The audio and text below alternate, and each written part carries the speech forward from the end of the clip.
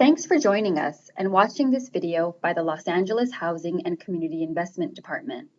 In this webinar, we'll be talking about the Rent Stabilization Ordinance, providing you with general information and giving you an update on some information that's changed. So our topic today, what is rent stabilization? The purpose of the Rent Stabilization Ordinance is to protect tenants from excessive rent increases, and at the same time, it allows landlords to benefit from their investment in their rental property. It stabilizes rent for renters. It also requires that landlords have just cause when evicting tenants. When tenants are not at fault for evictions, the ordinance requires landlords to pay relocation assistance. What properties are covered under the Rent Stabilization Ordinance? If a housing accommodation is offered for rent in the city of LA and the certificate of occupancy was issued on or before October 1st, 1978, it's covered by the Rent Stabilization Ordinance. Since 2007, certain replacement units built after 2006 are also covered by the Rent Stabilization Ordinance.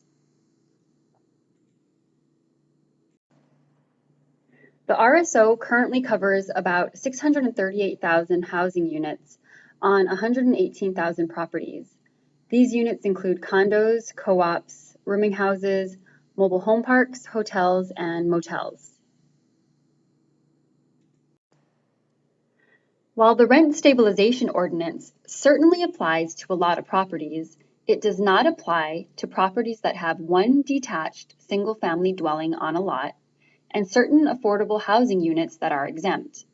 RSO usually doesn't apply to dwelling units built after October 1st, 1978.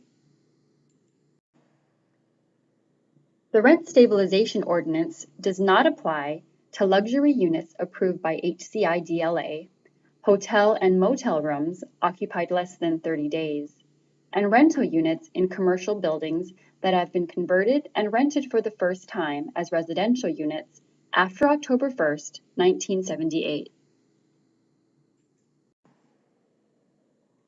The Rent Stabilization Ordinance requires that all RSO units rented or offered for rent must be registered annually with HCIDLA. There are two annual rental unit registration fees that tenants and landlords share. One is a rent registration fee per unit. The other fee is for the Systematic Enforcement Program known as SCEP, and that ensures rental units throughout the city are well maintained. These two fees can be passed on to tenants as long as written notice is provided in advance. In the month of June only, after a 30-day notice in the month of May, landlords can recover 50% of the annual registration fee. On a monthly basis, the landlord can recover 100% of the annual SCEP fee. Under the Rent Stabilization Ordinance, there are two types of rent increases. Rent increases that don't require approval and rent increases that do. So first up, we'll talk about rent increases that don't require approval. Rent increases that don't require approval include these instances. If a tenant voluntarily moves out, is evicted for non-payment of rent or a lease violation, or the tenant is evicted because they failed to move out as part of an adopted tenant habitability plan, or due to a government agency's order to vacate, then the rent can be increased and set to market value. In these cases, the rent is decontrolled and does not require approval. If a condo is being rented and the tenant started living there before 1996, they're protected by the RSO.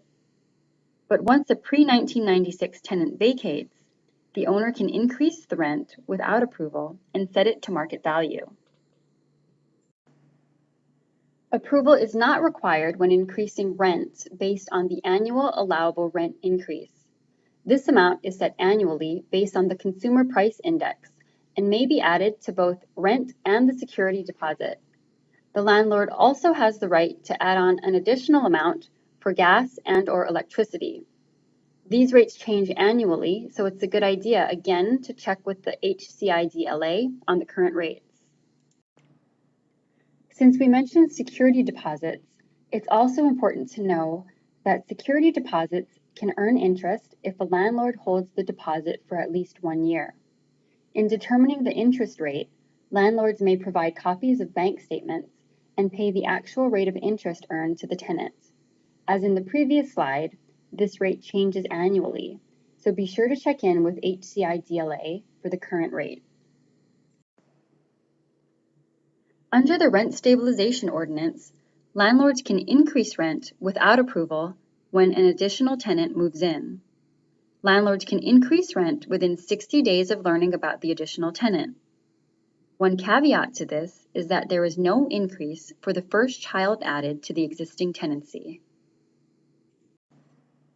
The second type of rent increase is where approval from HCIDLA is required. There are 4 cost recovery programs where approval is required before increasing rent. The programs are Capital Improvement Program, Primary Renovation Program, Rehabilitation Work, and Just and Reasonable Rent Increases. And we'll be diving a little deeper into each of these. First up is the Capital Improvement Program.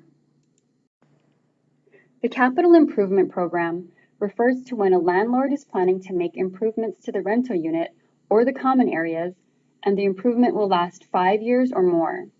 Examples of some of these improvements include roofing, carpeting, draperies, stuccoing to the outside of a building, air conditioning, security gates, swimming pool, sauna, or hot tub, and similar improvements. How does a landlord apply for a capital improvement rent increase? Within 12 months of completing the work, the landlord must apply and attach copies of all pertinent documentation. Then HCIDLA notifies the landlord and tenant of the amount and work approved. The Capital Improvement Program allows for a temporary monthly surcharge to be passed on to tenants. This surcharge allows landlords to recover 60% of the improvement costs. The Primary Renovation Program also requires approval before increasing rent. The Primary Renovation Program refers to renovations of major building systems or to abate exposure to hazardous materials. This type of work may result in tenants not being able to live in the unit on a temporary basis. Some examples of things that would fall under the Primary Renovation Program are plumbing, structural and electrical renovations, removing lead-based paint, and addressing asbestos. Under the Primary Renovation Program, an application with HCIDLA is required. This is similar to the Capital Improvement Program. And because renovations under the Primary Renovation Program may make the property temporarily uninhabitable, a tenant habitability plan is required before work begins. Once HCIDLA accepts the tenant habitability plan, the landlord must notify tenants about the work that'll be done and options available to the tenant. Landlords can apply for a permanent rent increase within 12 months after finishing the primary renovation work. At most, the landlord can raise a tenant's rent by 10% divided equally over 2 years if the landlord's application for a rent increase is approved. This increase is a permanent rent increase that raises the tenant's current rent base in addition to any regular yearly rent adjustment. The Rehabilitation Program also requires approval before increasing rent. The Rehabilitation Program consists of any work done in a unit or common area to comply with an order issued by HCIDLA, the LA Department of Building and Safety, the Fire Department, or the Health Department. The rehabilitation work could occur as a result of changes in the building, fire, or health codes since 1979, or to repair damages resulting from natural disasters, things like fire or an earthquake. Rehabilitation work that results in a rent increase requires an application with and approval from HCIDLA. HCIDLA will notify both the landlord and the tenant of the amount and work approved. Landlords can charge a temporary rent surcharge, the lesser of 10% of rent, or $75, until the full cost is recovered by the landlord. Landlords can fully recover approved costs over a 60-month period. The Just and Reasonable Program is the final program that requires approval. The Just and Reasonable Program is based on a review of a property's net operating income. Landlords may use this program when net operating income, adjusted for inflation in the current year, is less than net operating income in the base year. However, this does not include mortgage payments. When applying for this program, landlords must provide 2 years of financial information. Additionally, if a property owner's expenses completely exceed income in the current year, the owner may apply for a just and reasonable rent increase with just 1 year's financial information. Landlords must submit an application and receive approval from HCIDLA. HCIDLA will notify both the landlord and tenant of the amount approved. This would be a permanent rent increase. HCIDLA bases its financial analysis on the landlord's net operating income. This program requires a hearing and written notice to tenants.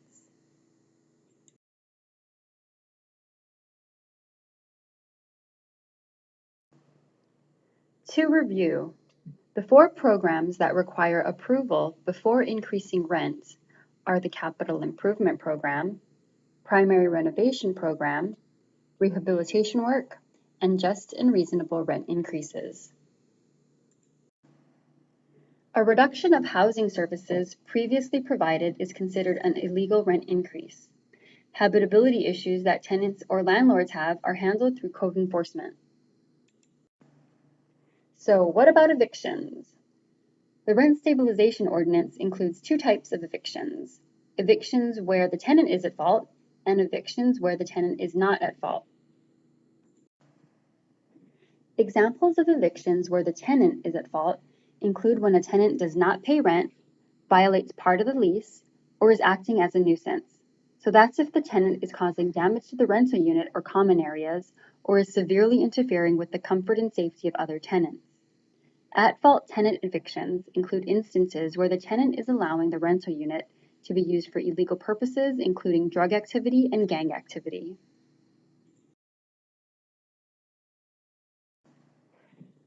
Tenant at-fault evictions also include instances when tenants fail to renew their lease after a written request by the landlord to extend or renew for a similar duration with similar details. Tenants are also at fault if they deny the landlord access to the unit so the landlord can make repairs, improvements, or for inspections required by law. Tenants are at fault if the subtenant at the end of a lease is not approved by the landlord, and if tenants fail to relocate based on the tenant habitability plan. Tenant no-fault evictions include situations when the landlord needs the rental unit for occupancy by a resident manager, by his or herself, spouse, children, grandchildren, parents, or grandparents. When the landlord needs to demolish the rental unit or remove it permanently from rental housing use. Tenants are not at fault for evictions that arise because of a government order, housing and urban development foreclosure, or conversion to affordable housing. Under the Rent Stabilization Ordinance, it's important to note that a change in ownership is not basis for eviction or rent increase. Also under the Rent Stabilization Ordinance, landlords may only evict for a legal reason. For no-fault evictions, landlords must file a Landlord Declaration of Intent to Evict with HCIDLA. Evictions also require that tenants are given 30 to 60 days notice per the state law, and some evictions require 4 months to a year's notice. Landlords are required to provide relocation assistance for no-fault evictions. Relocation assistance amounts change annually. Take a look at the amounts here and know that you can also contact HCIDLA at 213-808-8888 to verify the current rate. Here's a list of relocation amounts for mom-and-pop properties. This applies to evictions for occupancy by the landlord, their spouse, child, grandparent, parent, or grandchild. Again, this amount is updated annually, so be sure to verify with HCIDLA. Whether you're a landlord or tenant, we want to be a resource for you. You're invited to free monthly workshops we hold on various topics of interest. Visit our website at hcidla.lacity.org for details. We're here to help you, so feel free to reach us in any of the following ways. Visit our website at hcidla.lacity.org. You can call us at 213-808-8888 or visit us in person at one of our HCIDLA offices. You can also sign up for our electronic newsletter, hcidla.lacity.org/LAHD newsletter. To RSVP for workshops, go to hcidla.lacity.org/RSO workshops or give us a call at 213-928-9075. Thanks for tuning in to this webinar.